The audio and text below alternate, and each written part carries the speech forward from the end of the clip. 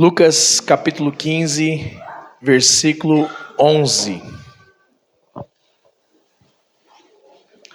Que Deus venha falar aos nossos corações nessa noite, que a sua palavra poderosa venha ser ministrada, porque eu sei que não é por mim, né?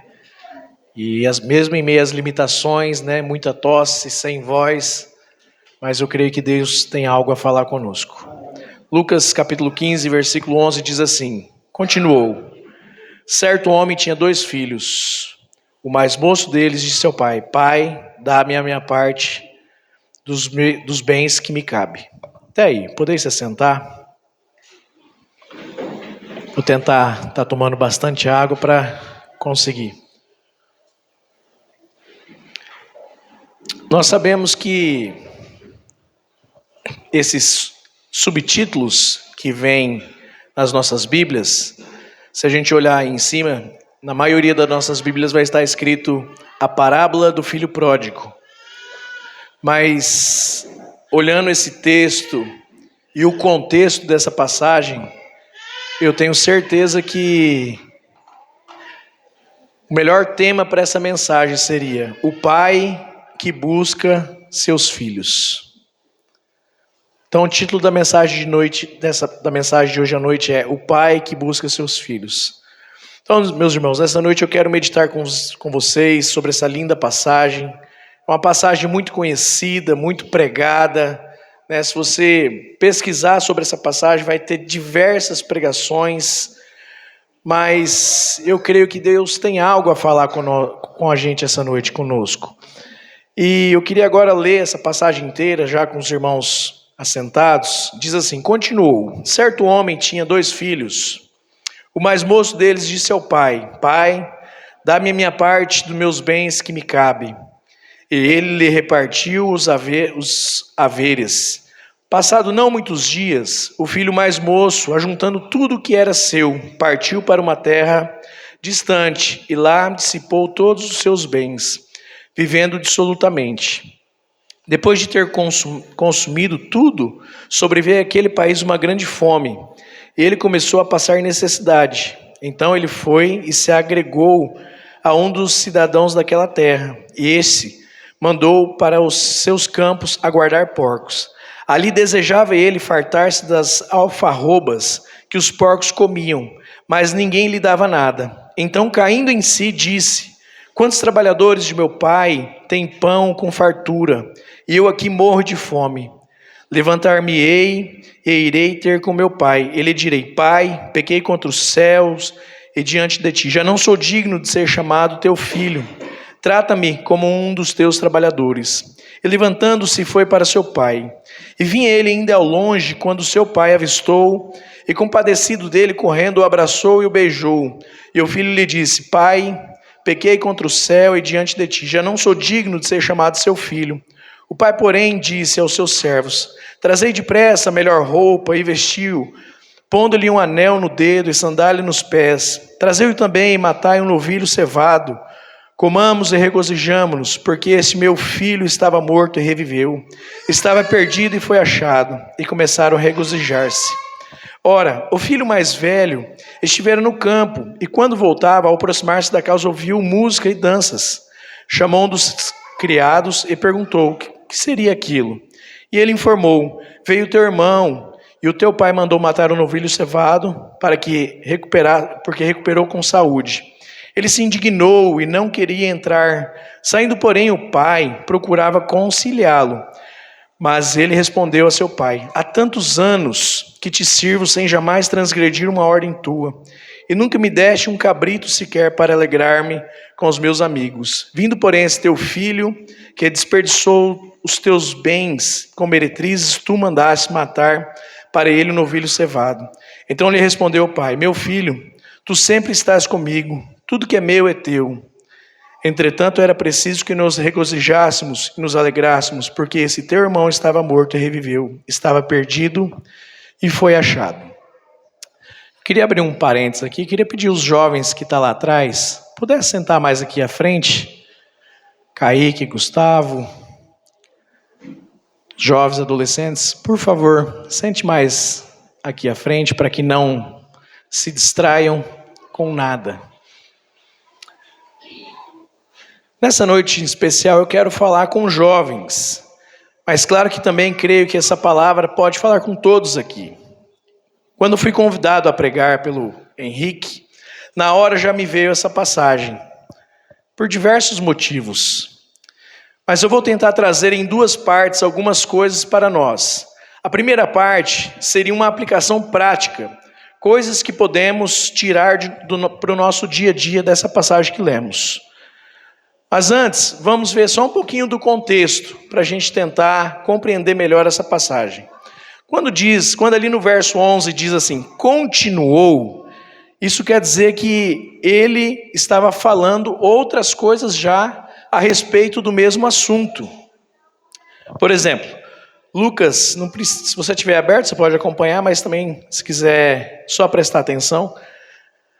A primeira diz, em Lucas 15, 3 ao 7, diz que a primeira da ovelha perdida, que diz assim, então lhe propôs Jesus essa parábola. Qual dentre vós é o homem que, possuindo 100 ovelhas, e perdendo uma delas, não deixa no deserto as 99, e vai em busca da que se perdeu até encontrá-la? Achando-a, põe-a sobre os ombros, cheio de júbilo, e indo para casa, reúne os amigos e vizinhos, dizendo, alegrai-vos comigo, porque achei a minha ovelha perdida. Digo-vos que assim haverá maior júbilo no céu por um pecador que se arrepende, do que por 99 justos que não necessitam de arrependimento. E no versículo 8 ao 10 diz que fala da dracma perdida. Versículo 8, ou qual é a mulher que tendo 10 dracmas e perder uma, não acende uma candeia, varre a casa e a procura diligentemente até encontrá-la? E tendo achado, reúne as amigas e vizinhas dizendo, alegrai-vos comigo porque achei a dracma que eu tinha perdido. Eu vos afirmo, de igual modo, que há júbilo diante dos anjos de Deus por um pecador que se arrepende. Então, essas 3 parábolas, não tem como a gente dar apenas o título do filho pródigo, mas sim do pai que busca os seus filhos. O amor de Deus para com seus filhos, ele faz com que ele busque os seus filhos. E para quem Jesus contou essas parábolas? No versículo 1 e 2 diz, aproximavam-se de Jesus todos os publicanos e pecadores para ouvir, e murmuravam os fariseus e os escribas dizendo, este recebe pecadores e come com eles. Então, nós vemos aqui que Jesus ele fala para toda uma classe de pessoas ao mesmo tempo. Ele fala para os pecadores, ele fala para os religiosos, ele fala para aqueles que pensam que não tem pecado, ele fala para aqueles que acham que é crente, que é muito santo, ele fala para aqueles que se arrependem, ele fala para toda uma classe, ele conta essa parábola, essas 3 parábolas que o pai busca o seu filho. Então, no verso 11 diz assim, certo homem tinha 2 filhos, o mais moço pede a parte deles da herança. Certo? Veja bem, meus queridos jovens, o filho mais moço pediu sua parte na herança com o pai ainda vivo. Que situação incrível seria essa, ou é essa?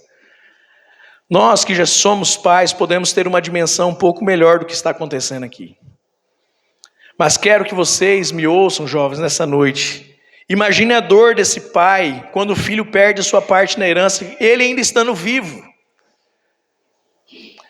O pai tinha seus bens, tinha sua propriedade, seus animais, e tinha seus filhos que ajudavam ele a administrar e a cuidar disso. Isso era uma alegria muito grande para o pai. E agora o filho mais moço fala, pai, eu quero a minha parte. E quando o filho pede isso ao pai, é como se ele estivesse falando o seguinte, pai, eu não quero mais ser dependente do Senhor. Vocês conseguem compreender a mensagem por trás desse pedido do filho?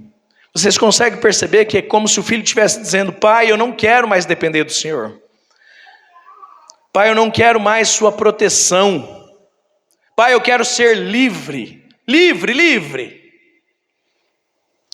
Não vou precisar mais obedecer ninguém. não tenho que responder a ninguém. E aí eu pergunto, quantos de vocês demonstram isso aos seus pais? Alguém demonstra isso aos seus pais? Mas como? De que forma?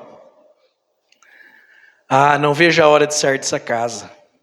Não vejo a hora de pegar a minha parte do que meu pai e minha mãe têm. Ou muitas vezes quando responde seus pais de forma grosseira, quando não o respeitam, quando não o obedecem, quando há afronta dos filhos aos pais, quando não se submete a uma autoridade, a autoridade dos pais. Quantas coisas que muitas vezes falamos ou fazemos que entristecem profundamente o coração dos nossos pais. E essa parábola, dessa primeira parte que eu queria dizer aos irmãos, essa parte prática, depois a gente vai para a parte espiritual, mas essa parte prática, tudo isso aqui, muitas vezes nós que já fomos jovens, eu já fui jovem, já fui adolescente, passamos uma fase assim. E pode ser que nessa noite tem muitos jovens e adolescentes vivendo uma situação dessa. Está vivendo revoltadinho, está respondendo seus pais grosseiramente, em sua mente às vezes não falando, mas ele está doido para sair de casa, para ser independente, para não ter a quem responder. Esses dias eu fiz uma dinâmica com o Gustavo, e eu queria fazer com os jovens adolescentes aqui nessa noite. Eu li esse texto com o Gustavo, a gente estava passando por, vamos dizer assim, um período difícil, onde o Gustavo estava com algumas dificuldades, e eu sentei com ele e li essa passagem, aplicando versículo por versículo. E eu perguntei para ele assim, depois que eu li isso, você quer fazer sua trouxinha? Você quer ir embora? Você quer ser independente? Feche seus olhos um pouquinho. Só um pouquinho, mas feche aí. Pensa você por um momento dizendo ao seu pai e à sua mãe, eu quero ir embora dessa casa. E você por um instante pensa que eles vão te proibir. Mas eles te deixam ir. Daí seu pai e sua mãe, você pensando que eles vão proibir, eles te deixam ir. Claro que com o coração partido, mas eles deixam você ir. E aí você sai de casa e vai para onde? Vai para a casa da sua avó?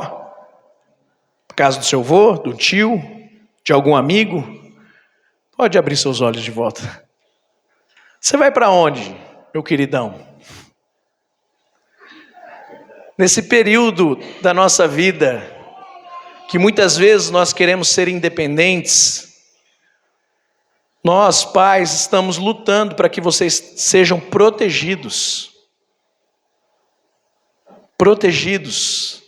deste mundo, instruindo vocês a estarem na presença de Deus.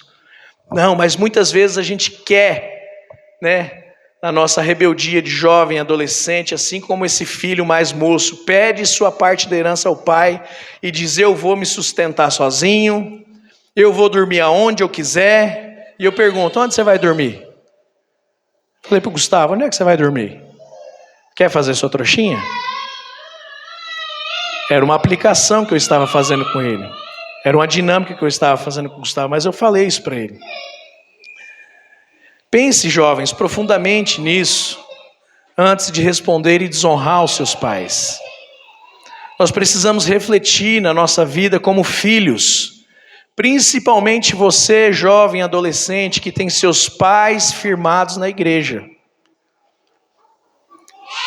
Para onde seus pais querem te conduzir? E olha só no versículo 13, diz assim, passados não muitos dias, o filho mais moço, ajuntando tudo o que era seu, partiu para uma terra distante e lá dissipou todos os seus bens, vivendo dissolutamente.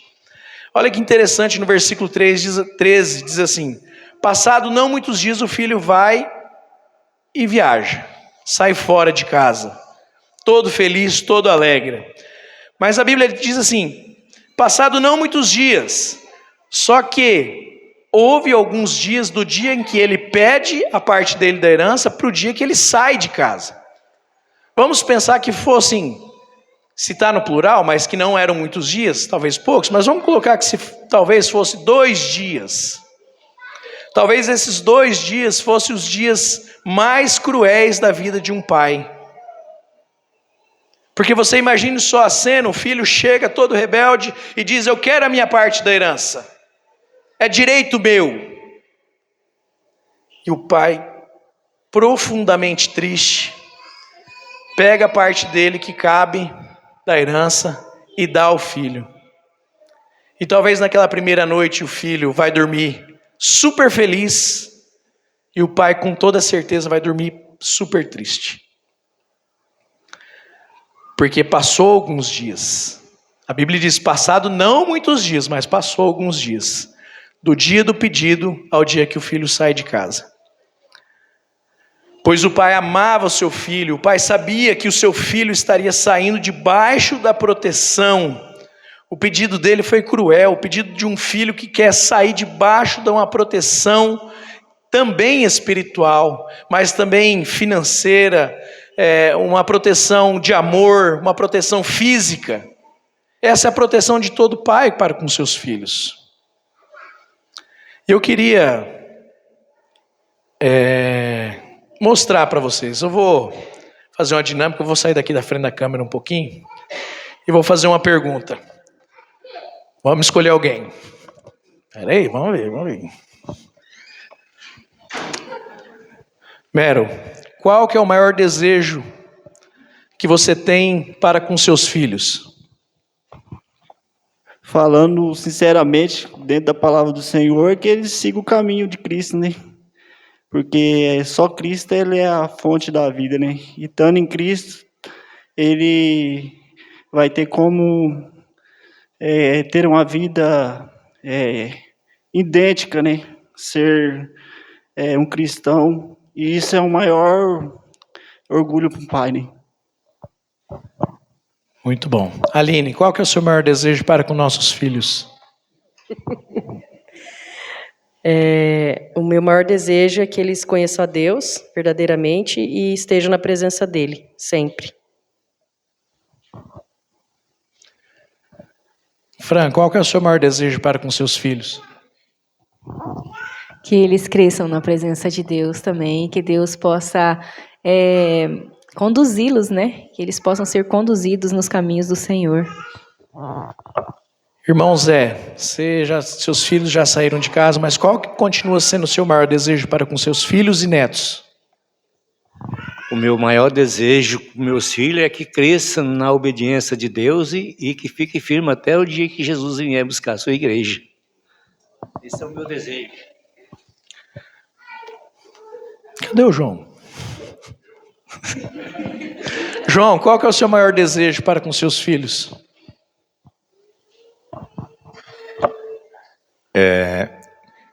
Eu fui conhecer Cristo com 23 anos. E eu vejo o tanto de tempo que eu perdi.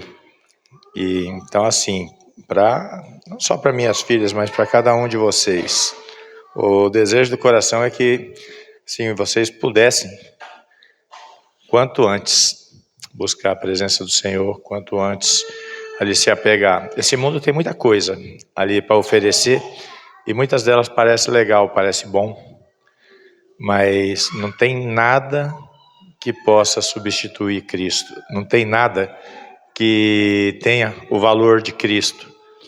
Ali nas parábolas de Jesus tem ali do homem que encontrou uma grande pérola, né? Uma pérola muito valiosa, e ele dispõe de tudo que ele tinha para poder comprar o campo e ficar com ela. Cristo é esse tesouro, essa pérola. Então, assim, para Isabelle, para Giovana e para cada um de vocês, se possível, deixa tudo que você tem para ficar com Cristo. Você vai ter o maior tesouro e a maior alegria que você pode ter. E isso desde cedo, desde jovem. E é uma forma de honrar o Senhor, e Ele honra aqueles que honram a Ele.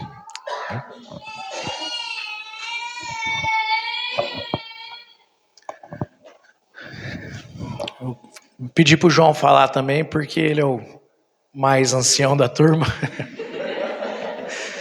Então tenho certeza que ele também responderia a mesma coisa.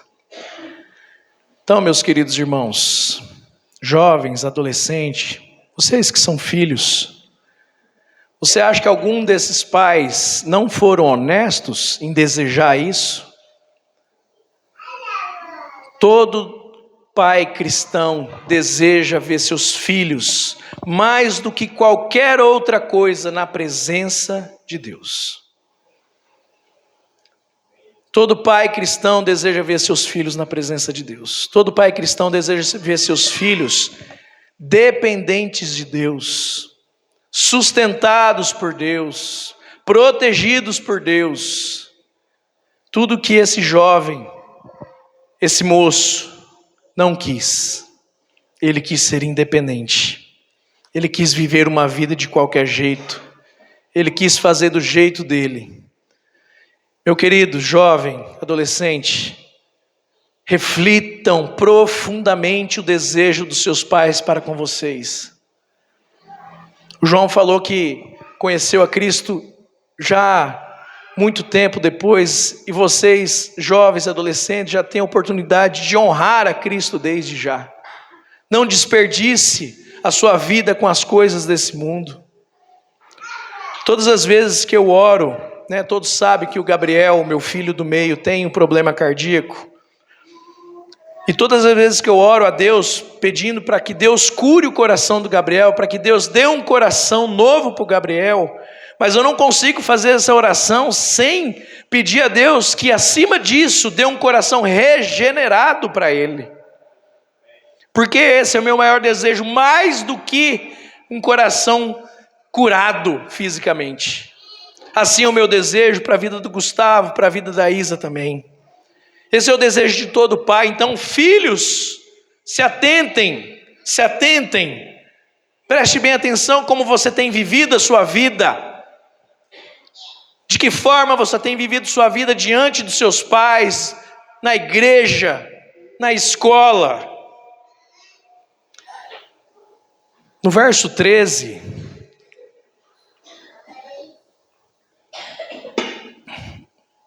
ao 15 diz assim, olha a ruína desse filho. Então ele foi, do 14, do 13, Passado não muitos dias, o filho mais moço, ajuntando tudo que era seu, partiu para uma terra distante, lá dissipou todos os seus bens, vivendo absolutamente. Depois de ter consumido tudo, sobreveio àquele país uma grande fome, e ele começou a passar necessidade. Então ele foi e se agregou a um dos cidadãos daquela terra, e este o mandou para os seus campos a guardar porcos. Aqui ruína chega um filho em rebeldia, um filho que quer ser independente. Esse filho agora vai trabalhar, não mais para o seu pai, mas para o inimigo, vamos dizer assim. E ele vai trabalhar cuidando de porcos, algo que naquela época ainda, acima de tudo, era um grande pecado. Eram as pessoas rebeldes que criavam porcos. Eram animais, naquela época, impuros. E esse jovem vai trabalhar e cuidar de porcos. E no verso 16 diz assim, ali desejava ele fartar-se das alfarrobas que os porcos comiam, mas ninguém lhe dava nada.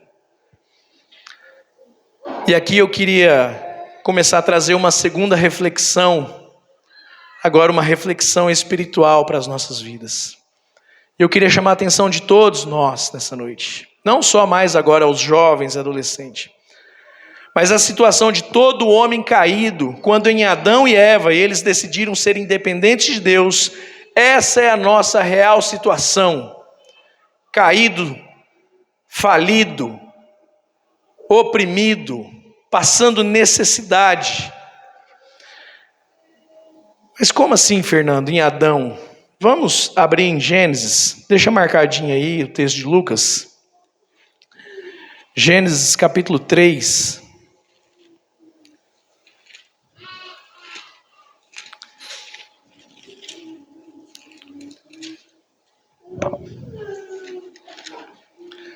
partir do versículo 1, diz assim: todos acharam? Mas a serpente, mais sagaz do que todos os animais selváticos que o Senhor Deus tinha feito, disse à mulher: é assim que Deus disse, não comereis de toda a árvore do jardim? Respondeu-lhe a mulher: do fruto da árvore do jardim podemos comer, mas do fruto da árvore que está no meio do jardim, disse Deus, dele não comereis, nem tocareis nele, para que não morras. Então a serpente disse à mulher: é certo que não morrereis, porque Deus sabe que do dia em que dele comerdes, se vos abrirão os olhos, e como Deus sereis conhecedores do bem e do mal. Vendo a mulher que a árvore era boa para se comer e agradável aos olhos, e a árvore desejável para se dar entendimento, tomou-lhe do fruto e comeu, e deu também ao marido, e ele comeu. Abriram-se então os olhos de ambos, e percebendo que estavam nus, cozeram folhas de figueira e fizeram cintas para si. Quando ouviram a voz do Senhor Deus, que andava no jardim pela viração do dia, esconderam-se da presença do Senhor, o homem e a sua mulher, por dentre as árvores do jardim. E chamou o Senhor Deus ao homem, e ele lhe perguntou: onde estás?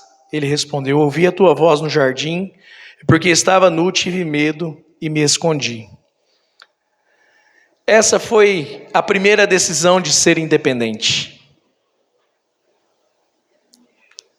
Adão e Eva desejaram ser independentes de Deus.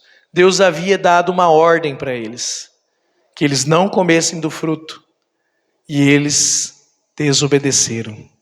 E eles afrontaram a Deus. Eles queriam ser independentes.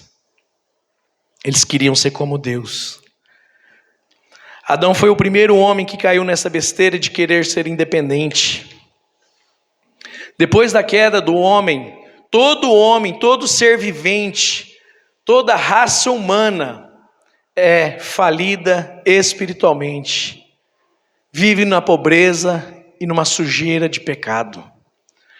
Aqui vemos a minha história de como eu era antes.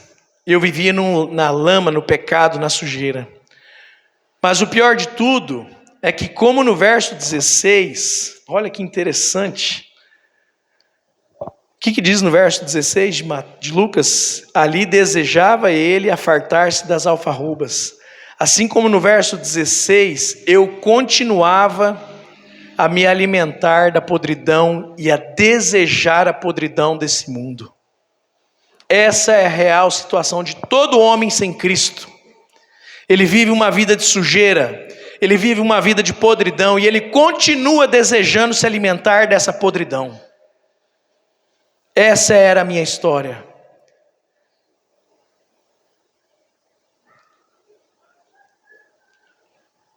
Todo homem e mulher sem Cristo está morto. Não precisa abrir, em Efésios 2:1 diz assim: ele vos deu vida estando vós mortos nos vossos delitos e pecados, nos quais andaste outrora segundo o curso desse mundo, segundo o príncipe da potestade do ar, do espírito que agora atua nos filhos da desobediência. Essa era a minha história e essa era a sua história. Pode ser que essa continue sendo a história de alguns, que continua no mundo, que continua na lama, que continua desejando se alimentar da comida de porcos, do que o mundo oferece. Salmos 42 diz assim: tirou-me de um poço de perdição, de um tremendal de lama. Esta era a vida que agora esse jovem, esse moço, esse jovem que diz que queria ser independente agora está vivendo. Essa era a minha condição, perdido, sujo e desejando me alimentar dessa podridão. A minha pergunta é: será que muitos aqui ainda se encontram nessa situação? Será que muitos aqui continuam desejando essa comida que para os porcos eram oferecido?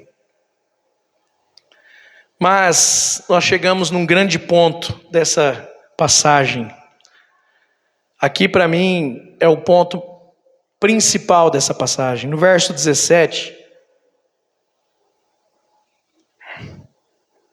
diz assim: então, caindo em si.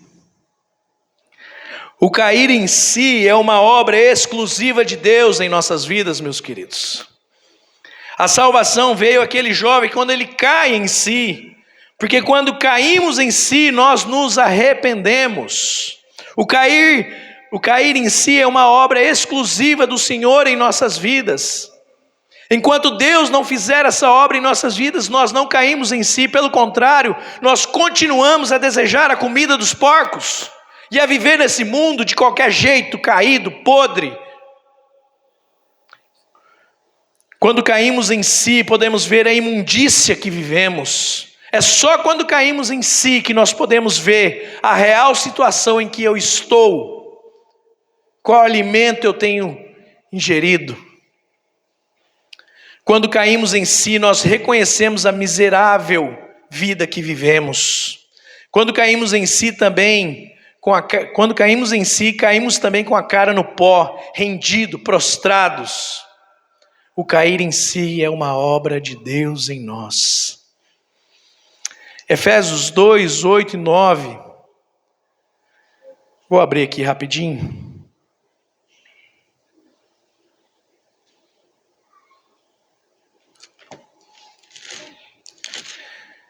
Efésios 2, 8 e 9. Porque pela graça sois salvos mediante a fé. Isso não vem de vós, é dom de Deus. Não de obras para que ninguém se glorie. Pois somos feituras deles, criados em Cristo Jesus para as boas obras, aos quais Deus de antemão preparou para que andássemos nela. Primeiro ele nos ressuscita. Depois nós nos arrependemos.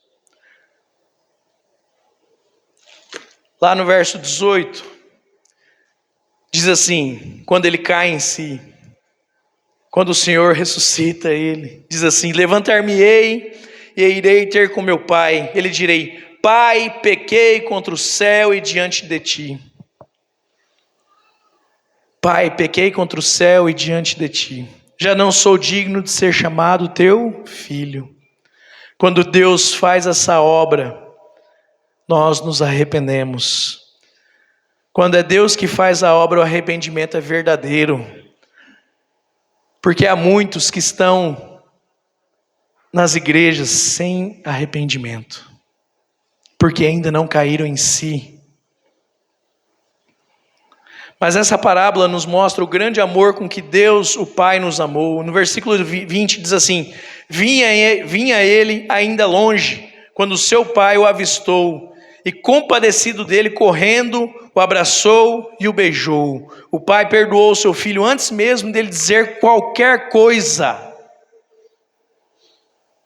Você imagina a cena, eu fico imaginando a cena igual lá no sítio do irmão Zé que a gente foi, que a gente consegue de longe enxergar a porteira e a estrada, e aí o pai talvez estava longe lá no campo e vê o seu filho que estava morto, se aproximando de volta. A Bíblia diz que o pai correu atrás, o pai foi ao encontro dele e abraçou e o beijou, porque o pai amava esse filho e buscou ele. O pai faz a obra, o pai foi ao encontro ao filho, e antes que ele dissesse qualquer coisa, o pai abraçou e o beijou. Mas é claro que quando a obra é verdadeira, a gente lê no versículo...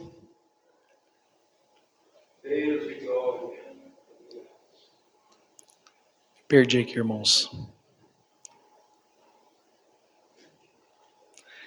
Versículo 21, e o filho disse, Pai, pequei contra o céu e diante de ti, já não sou digno de ser chamado teu filho. O pai, porém, disse aos teus servos, trazei depressa o melhor roupa e vestiu, põe-lhe um anel no dedo e sandálias nos pés, trazei e matai um novilho cevado, comamos e regozijamos, porque esse meu filho estava morto e reviveu, estava perdido e foi achado, e começaram a festejar. O filho reconhece. O filho reconhece. Quando a obra do Espírito Santo atinge as nossas vidas, nós nos prostramos em arrependimento. Nós reconhecemos em que situação nós vivíamos e nós pedimos perdão ao nosso Pai. Nós reconhecemos a nossa situação e nós voltamos a Ele com a cabeça baixa, prostrada, mas o Pai nos eleva a uma posição diante dEle, agora sendo justificado por Cristo Jesus. Quando é Deus que faz a obra, o arrependimento é verdadeiro. O Pai perdoou o Filho antes do Filho dizer qualquer coisa, e assim a grande obra de Deus por nós. E agora caminhando para o final, vocês se lembram de que no começo Jesus contou outras duas parábolas? A parábola da ovelha perdida e a parábola da dracma perdida. E agora ele conta do filho pródigo. A primeira, que é da ovelha perdida, a ovelha se perde fora. Ela se perde no campo, lá para fora. A segunda diz que a dracma estava perdida dentro de casa. Então a gente vê alguém que está perdido dentro. O primeiro fora, o segundo dentro. E essa aqui conta dos dois filhos. No verso 25, diz assim: ora, o filho mais velho estivera no campo, e quando voltava, ao aproximar-se de casa, ouviu a música e as danças. Chamou um dos criados e perguntou o que era aquilo, e ele informou: veio o teu irmão, e o teu pai mandou matar um novilho cevado,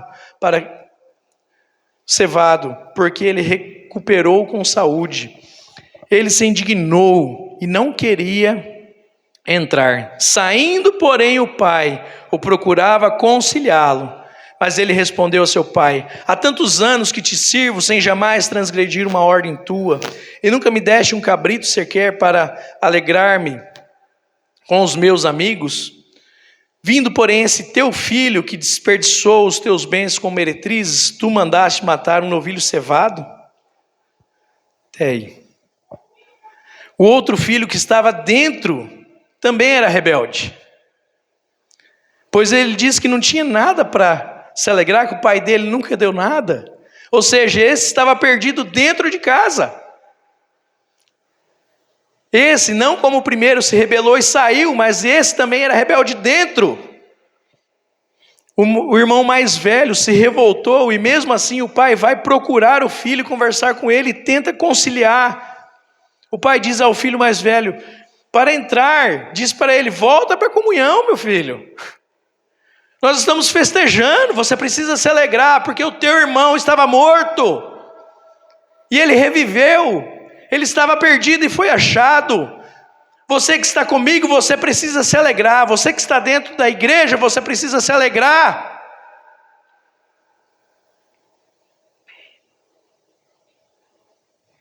E você, meu irmão? Está dentro da igreja desejando o mundo?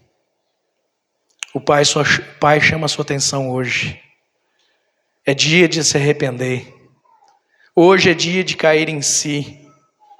Arrependa você também. Arrependa-se. Há muitos perdidos dentro das igrejas, dentro do sistema religioso. E hoje Deus está falando com alguns aqui, eu creio nisso. Arrependa-se. Entre para a comunhão. Entre para a festa. Pois a festa é quando o pecador se arrepende. A festa no céu quando o pecador se arrepende. Quantas vezes pessoas vêm a Cristo e não, a gente às vezes conhece alguém lá fora e a pessoa vem para a igreja e a gente não fica alegre. Mas agora o pastor vai dar atenção só para aquele lá. Agora o pastor só fica com aquele agora. Não, meu querido, nós precisamos nos alegrar com os que estão chegando, com os que estão se arrependendo.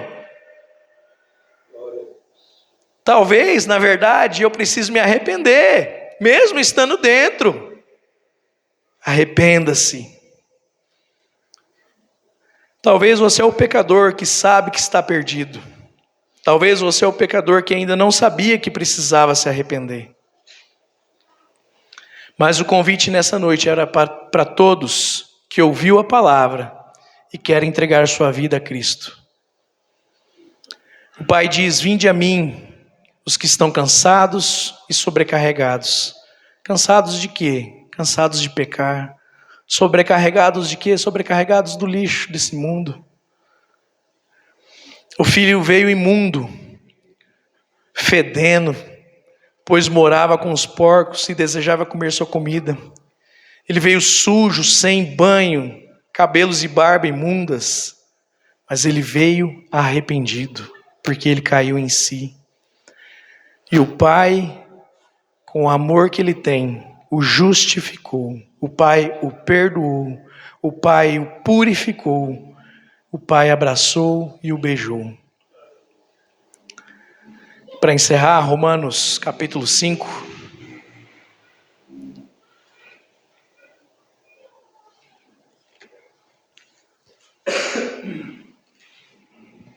Romanos 5,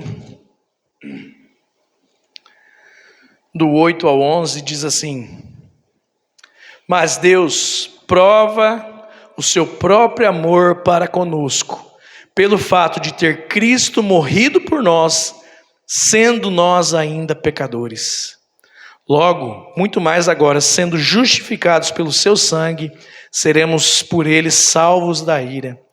Porque se nós, quando inimigos, fomos reconciliados com Deus mediante a morte do seu Filho, muito mais estando já reconciliados, seremos salvos pela sua vida. E não apenas isso, mas também nos gloriamos em Deus por nosso Senhor Jesus Cristo, por intermédio de quem obtivemos agora a reconciliação. Essa é uma noite dos filhos se reconciliarem com seus pais. Mas acima disso, essa é a noite onde os filhos precisam se reconciliar com o Pai Celestial. E essa reconciliação ela dá diante de você cair em si, daquele que faz a obra no seu coração nessa noite. Está chamando você a se arrepender e a entregar a sua vida, ou a voltar a Cristo, mesmo que você já esteja aqui. Amém, meu irmão? Que Deus em Cristo Jesus nos molde, nos transforme, nos converta verdadeiramente a voltar e a estar sempre se voltando a esse Deus que nos ama, que nos busca. Essa palavra é uma palavra para a minha vida e para a sua vida. Se você está perdido fora, volte. Se você está perdido aqui dentro, volte. Mas volte. Não deixe para amanhã. Se arrependa hoje. Se entregue hoje, se reconcilie hoje, porque a palavra de Deus é poder de salvação para a minha vida e para a sua vida. Em nome de Jesus, vamos nos colocar em pé.